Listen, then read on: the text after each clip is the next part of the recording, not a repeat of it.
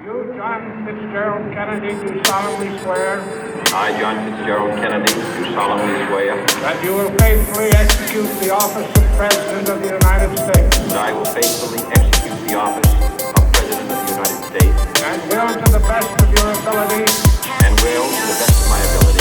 Preserve, protect, and defend the Constitution of the United States. Preserve, protect, and defend the Constitution of the United States. So help you God. So help me God.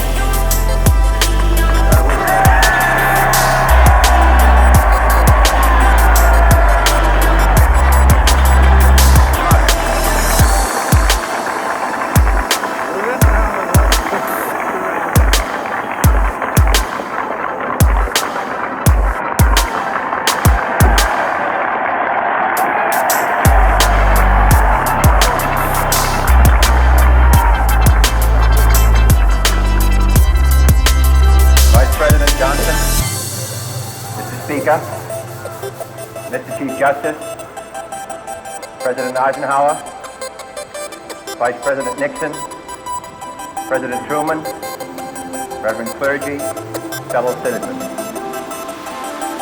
We observe today not a victory of party, but a celebration of freedom, symbolizing an end as well as a beginning, signifying renewal as well as change. For I have sworn before you and Almighty God the same solemn oath our forebears prescribed nearly a century and 3/4 ago. The world is very different now, for man holds in his mortal hands the power to abolish all forms of human poverty and all forms of human life. And yet the same revolutionary beliefs for which our forebears fought are still at issue around the globe. The belief that the rights of man come not from the generosity of the state, but from the hand of God. We dare not forget today that we are the heirs of that first revolution. Let the word go forth from this time and place to friend and foe alike that the torch has been passed to a new generation of Americans born in this century, tempered by war, disciplined by a hard and bitter peace, proud of our ancient heritage, and unwilling to witness or permit the slow undoing of those human rights to which this nation has always been committed and to which we are committed today at home and around the world.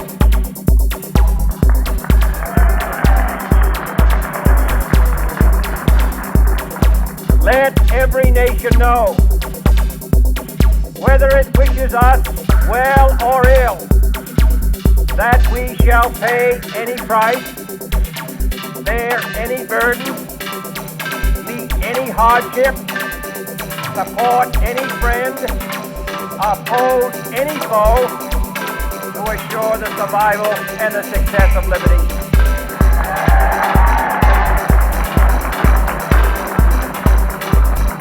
This much we pledge and more. To those old allies whose cultural and spiritual origins we share, we pledge the loyalty of faithful friends. United, there is little we cannot do in a host of cooperative ventures. Divided, there is little we can do, for we dare not meet a powerful challenge at odds and split asunder. To those new states whom we welcome to the ranks of the free, we pledge our word that one form of colonial control shall not have passed away, merely to be replaced by a far more iron tyranny. We shall not always expect to find them supporting our view, but we shall always hope to find them strongly supporting their own freedom, and to remember that in the past, those who foolishly sought power by riding the back of the tiger ended up inside.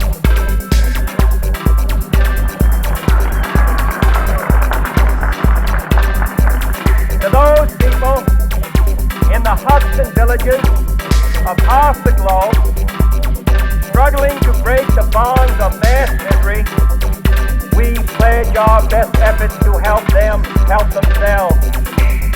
For whatever period is required, not because the communists may be doing it, not because we seek their votes, but because it is right. If a free society cannot help the many who are poor, it cannot save the few who are rich.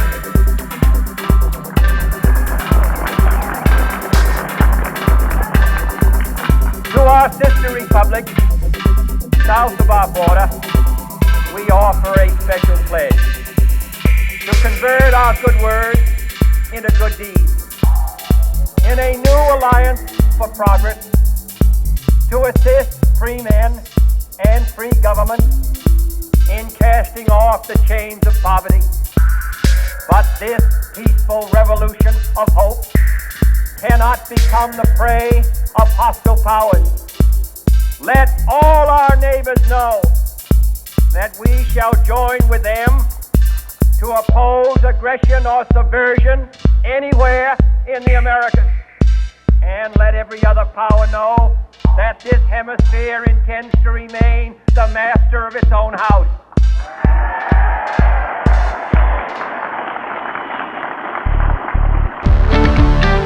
To that World Assembly of Sovereign States, the United Nations, our large best hope, in an age where the instruments of war have far outpaced, we renew our pledge of support to prevent it from becoming merely a form perspective, to strengthen its shield of the new and the weak, and to enlarge the area in which the threat may run. Finally, to those nations who would make themselves our adversaries, we offer not a pledge, but a request that both sides begin anew the quest for peace. Before the dark powers of destruction, unleashed by science, engulf all humanity, planned or accidental self-destruction. We dare not tempt them with weakness, for only when our arms are sufficient beyond doubt can we be certain beyond doubt that they will never be employed. But neither can two great and powerful groups of nations take comfort from our present course. Both sides overburdened by the cost of modern weapons, both rightly alarmed by the steady spread of the deadly atom, yet both racing to order that uncertain balance of terror that stays the hand of mankind's final war. So let us begin anew, remembering on both sides that stability is not a sign of weakness, and sincerity is always subject to proof. Let us never negotiate out of fear, but let us never fear to negotiate.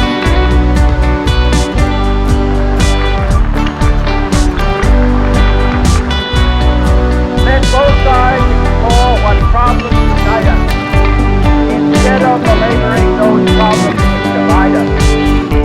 Let both sides, for the first time, formulate serious and precise proposals for the inspection and control of arms, and bring the absolute power to destroy other nations under the absolute control of all nations.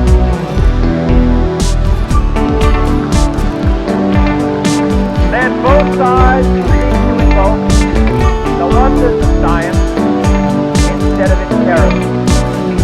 Together let us explore the stars, conquer the desert, eradicate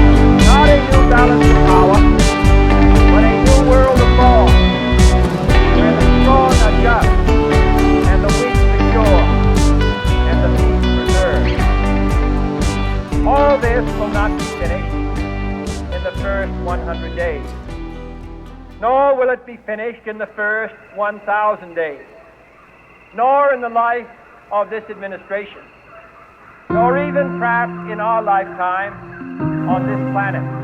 But let us begin.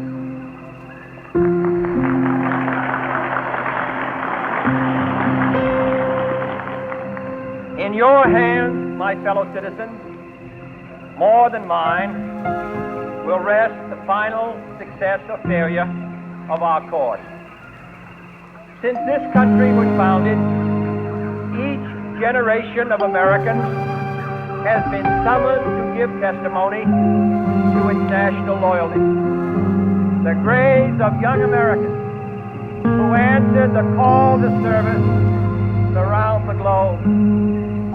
Now the trumpet summons us again, not as a call to bear arms, though arms we need, not as a call to battle, though in battle we are, but a call to bear the burden of a long twilight struggle, year in and year out, rejoicing in hope, patient in tribulation, a struggle against the common enemies of man, tyranny, poverty, disease, and war itself.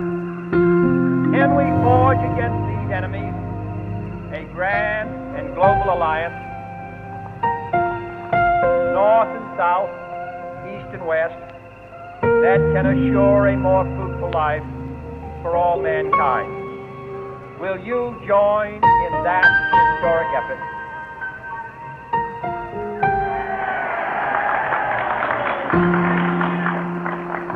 In the long history of the world, only a few generations have been granted the role of defending freedom in its hour of maximum danger. I do not shrink from this responsibility. I welcome it.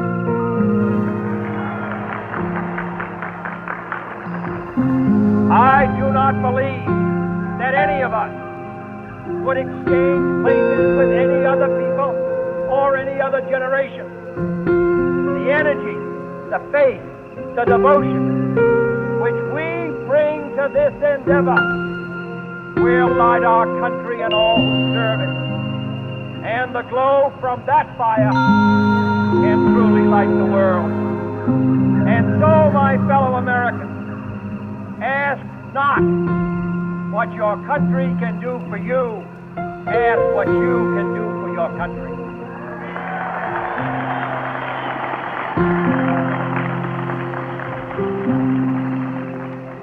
My fellow citizens of the world, ask not what America will do for you, but what together we can do for the freedom of man.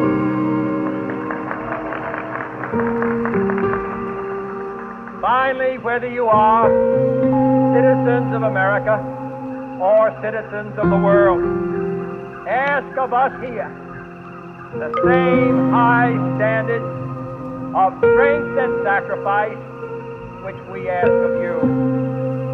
With a good conscience, our only sure reward, with history the final judge of our deeds, let us go forth to lead the land we love, asking His blessing and His help, but knowing that here on earth, God's work must truly be our own.